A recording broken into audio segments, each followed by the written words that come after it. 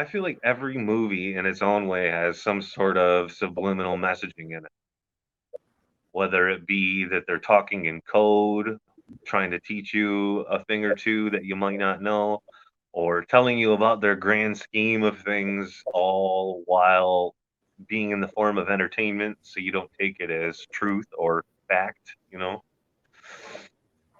And bro, Men in Black, any of the Men in Black movies, huh? I was just agreeing with you. Yes, Men in Black. Yeah. Right? Yo, there are so much hidden messages in that movie, bro. Now, I know before here on safety meeting, right? We talk about how it seems like anytime there's something significant or something that's supposed to be heard by the masses, they use Will Smith as the vessel or the focus point, so everybody watches because everybody loves Will Smith, right?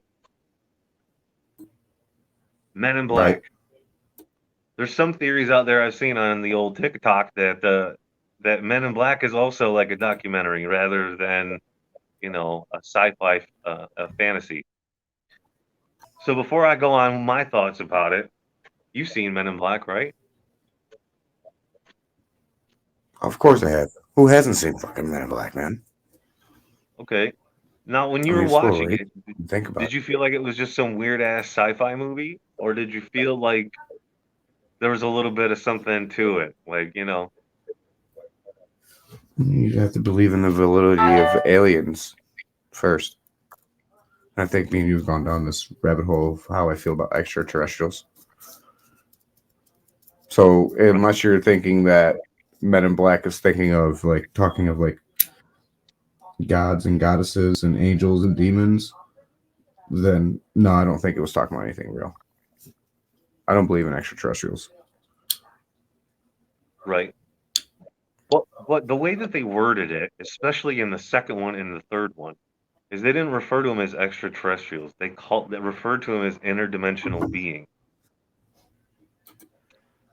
Which These would beings theoretically mean that they actually come from within the earth. right, right, exactly. But like interdimensional beings, or like a couple of new words I've learned recently that I didn't know before, are like terms like star seeds or even light workers. Now, in Men in Black 3, okay, there's a guy named Charlie that was in the movie, right? You remember him? He was the white guy who had the winter hat on and all the winter gear. And Yeah. and when Jay or Will Smith had to use the time jump to go back to find Kay because Kay time jumped, first and foremost, they're acknowledging that time travel does exist.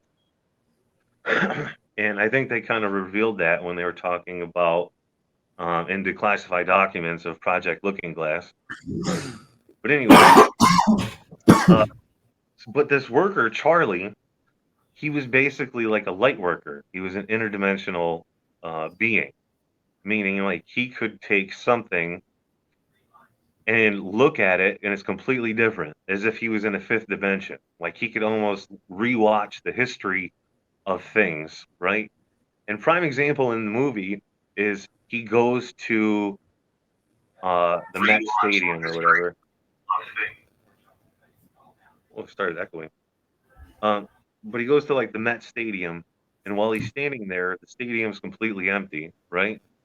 And Facts. Jay and Kay, they walk up to him, and they're looking at him, and you could tell he's eating popcorn. And he's thoroughly interested in what he's watching, and they're like, "What is it that you're seeing that we don't?" And he puts his hands on them. When he put his hands on them, suddenly the whole stadium comes to life, and they're replaying a Mets baseball game from the 1950s, right? Like play by play, like it was happening in real life, because this Charlie has the ability to be a light worker. He's multi-dimensional, interdimensional. He could see things that Now you're other going. people couldn't see. So See, now you just crossed into the theory that all time is now. The past, the present, and the future all run continuously at the same time. I mean, essentially, it could be. Like anytime you think about anybody talking about, whether they're from another galaxy, another universe, a different dimension, so on and so forth, everybody has in common that the one that where we live now, our current existence, the 3D or third dimension, right, or even 2D, is that we're the only species that believes in the concept of time. Where all other interdimensional species or other dimensions, they all believe that time doesn't exist. They broke Time that. is an illusion. Yeah, right. Time's a way of controlling. It's just control. I mean, man needed time, and just like you said, to control your day. If I give you 24 hours a day, I can control how you use it. You got to wake up and go to work at a certain time. You got to go to bed at a certain time because you got to be up at a certain time to make sure you go to work at a certain time. Right. Because Cat Williams said it, right? Now, Cat Williams, I know everybody's like, he's a comedian, but sometimes the guy really spits some knowledge, and he says, the people are Sometimes stupid, you get beat up by teenagers in the projects. right? But he goes, human beings are so stupid that they made you believe and told you to believe that there was 24 hours in a day, right? But in all actuality, there's only 12 hours in a day because the day is split in half. There's 12 hours of day, 12 hours of night. And the reason why they tell you there's 24, because if there was only 12 hours of daylight, you wouldn't dedicate 8 of it to go work for somebody else. Because when you think about it, I'll only work 8 hours a day because there's 24 hours. That gives me the whole rest of the day. That's 16 hours of life I can live every single day. There's only 12 hours in a day. That's where they trick you. If you only knew there was 12 hours of daylight, would you dedicate 8 hours every day to somebody else? Fuck no. You dedicate it to whatever it is that you're doing. Whatever makes you happy. Spending time with your family. I mean, I did that even with the fact that there's only 24 hours a day. I still got to the point to where I just didn't want to. I don't want to give my time to somebody else. Not unless it's going to benefit me directly. And I'm sorry, going to work for someone else and making them money and getting a smaller portion of it does not benefit me. Right. It doesn't benefit anybody. It's a toxic way to live your life. I mean, it benefits the person at the top. The person at the top doesn't have to do the work to get the money. They just have to fund the money to get the workers. You get what I'm saying? True. I mean, if any of y'all watching out here tonight got an opinion, you think they were fucking retarded, you think that Pat said something funny, or you want to comment on how he looks like Mr. Ed with the Yankees hat on, there is a comment section. We would love to hear it. Wilbur. So Men in Black. That's one of the movies I watched. I'm gonna go back to one I go back to a lot, man. Demolition Man. I think that one was really telling people something. Think about it, right? The whole world shut down because of some type of pandemic, and then a world war broke out, and next thing you know, there's this universal one world government. There is no more toilet paper. Everyone wipes their ass with 3 seashells. You can't curse. You can't have physical contact. Like, to the point where people don't even have sex to reproduce. They go to labs, and the woman gives up her eggs. Dude jacks off in a cup. Bam. If you want to have sexual intercourse, I put a little little virtual reality set on my head. You put one on your head. Instantly puts us in a virtual reality state together where we have sex. And that is how people live life. Seems literally kind of where we're going right now, isn't it? A little bit. Metaverse. You got self-driving electromagnetic cars that are only designated to take you on the locations that you need to go, which is to and from work. They want to take away your ways of defending yourself by taking away your guns. They also did that in that movie. Guns were illegal. They were only found in museums at that point. You got to think about it. Wesley Snipes had to hack the computer to the museum to get the guns out. Right. And when he broke onto the scene, it was this evil that nobody's ever seen before, when really he's just a soldier. Or at Exactly. least what the soldiers were from whatever timeline he was from. I'm trying to remember what it was. He would have been from the late 80s, early 90s when the movie came out. That's the same timeline. I really want to think it was from the 80s. So Demolition Man, like they're almost foreshadowing the future that they wish to create in the form of entertainment. Stop it real quick. I mean, shit. They basically practice social distancing during that time frame. All their major corporations and all their police offices and all their government buildings were all underground because they had valuable assets and they didn't want to have it on the surface world. So it takes place in the year 2032. I mean, you think about it, man. Through brainwashing and, whatever other tactics you want to use, it's very possible that within the next 10 years that we could live in a society like that.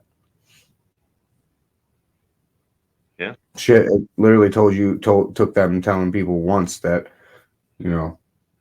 shit's you need to lock down, go gather up some shit, and then there was no toilet paper. We were that close to wiping our ass with seashells, and no one noticed. Nobody fucking noticed. Nobody noticed. We're on the verge of toilet paperless society where you had the seashells or you just bidet that shit.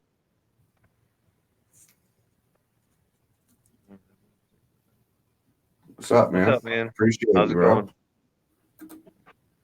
Cheers. Right, we will definitely smoke one for you. Have a good day tomorrow. Oh yeah. Every day's a good day when you're trying to get safe. Oh yeah. But nah, for real though. That movie, in my opinion, is one of the most telling movies that they made. And you didn't really notice it until you started to get into this time period. Like back when you originally watched it, you watched it as a sci-fi film. Like, the world would never get like that.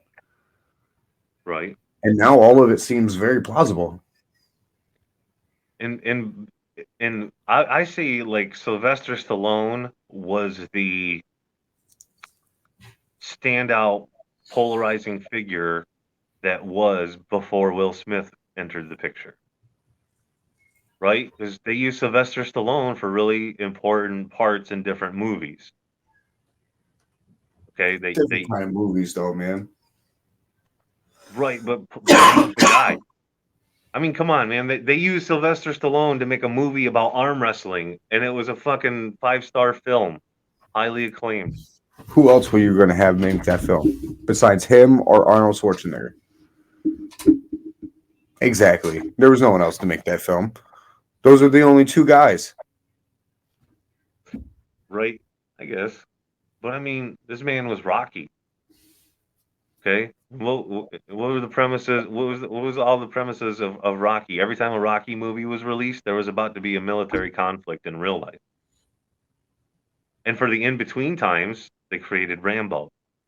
And what was Rambo? A merc, or not a merc, a former special ops soldier, a trained marksman, an assassin.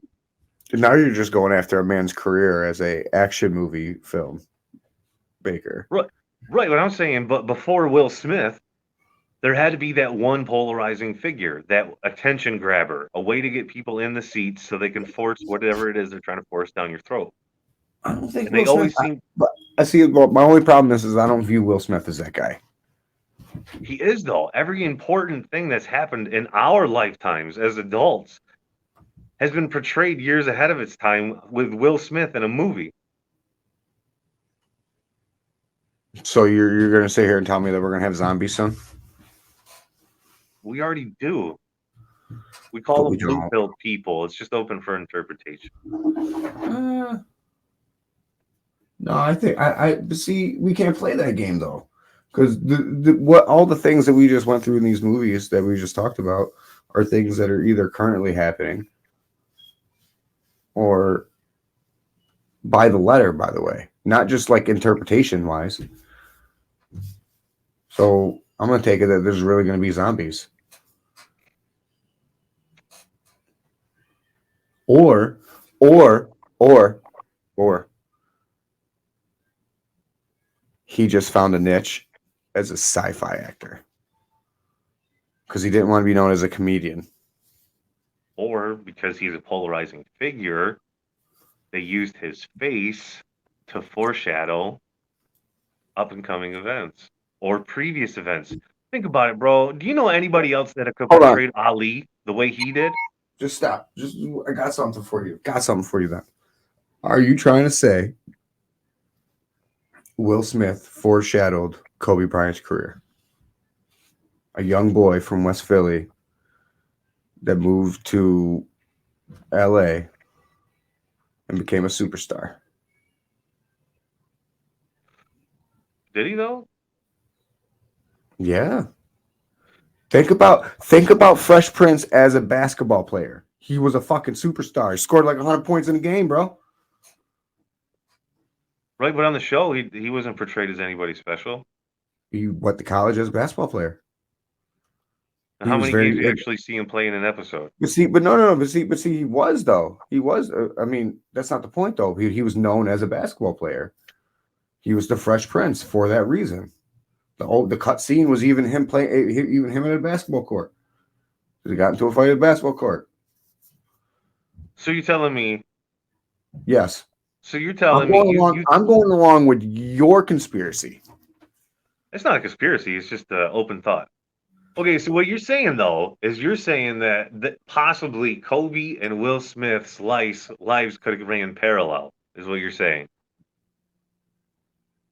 Yeah, you could essentially take it that way. Yeah. Except one is portraying the character, where the other is the character. Yes, I like the second way you said it better than the first way. I'm more or less saying that Will Smith was portraying Kobe before Kobe. Okay. Do you think Will Smith could have portrayed anybody, or anybody else could have portrayed Muhammad Ali the way that Will Smith did? Yeah. Who? They're all trained actors, bro. Right, but I don't know anybody that actually kind of looked like Muhammad Ali, man, or Cassius Clay. Well, I mean, we'll never really know. I guarantee you there was probably somebody else just like Will Smith that was just as close to getting that role. But he got it for a reason. I mean, now we're going to have to ask, did they write the role for Will Smith? I don't have that answer. I don't think so. I mean, I wouldn't think so. It's Muhammad Ali's life story. All the stuff behind the scenes that you speculated while watching it in real time as a fan. I mean, people saw Muhammad Ali and Malcolm X in the news talking about, equality and for that time it was really pressing. I mean, shit, fucking the 60s and the 70s and the 80s were just. Yeah, but then he also made a movie about concussions.